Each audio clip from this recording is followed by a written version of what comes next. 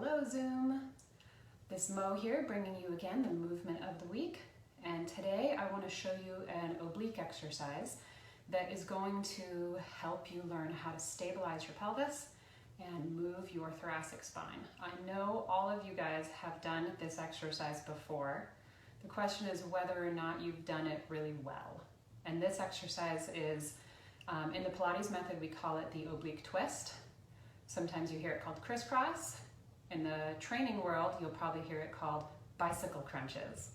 And oftentimes I see people do bicycle crunches way too fast and really messy.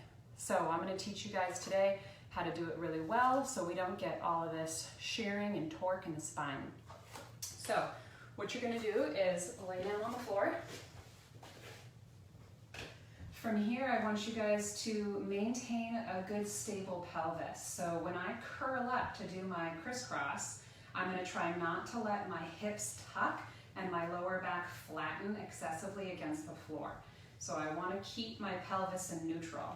And I'm going to know that it's in neutral if I put the heel of my hand on my hip bones and my fingertips on my pubic bone, and then my hand should be parallel to the floor.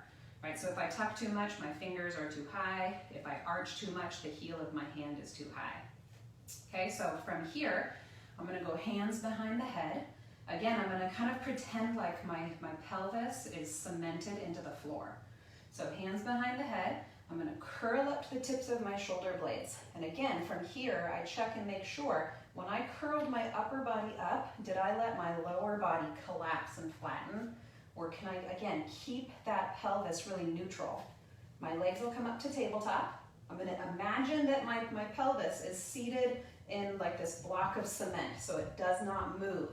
And then as I exhale, I'm gonna twist to one side, reach my opposite leg, and then come back to center. And then exhale, twist to the other side, come back to center. I wanna try to get up as I twist. I'm gonna move my rib cage, but I'm gonna keep my pelvis really stable. And that is gonna make your obliques really fire up.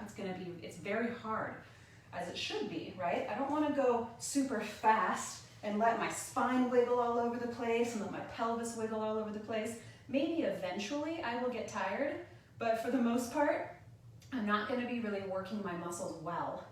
So instead, I'm gonna go a little slower, at least initially while I'm learning how to stabilize, and I'm gonna try to twist and keep my pelvis very steady. And that's gonna teach you guys how to use your external obliques to keep your rib cage still, and then your internal obliques to keep your pelvis still, because my lumbar spine doesn't wanna twist that much.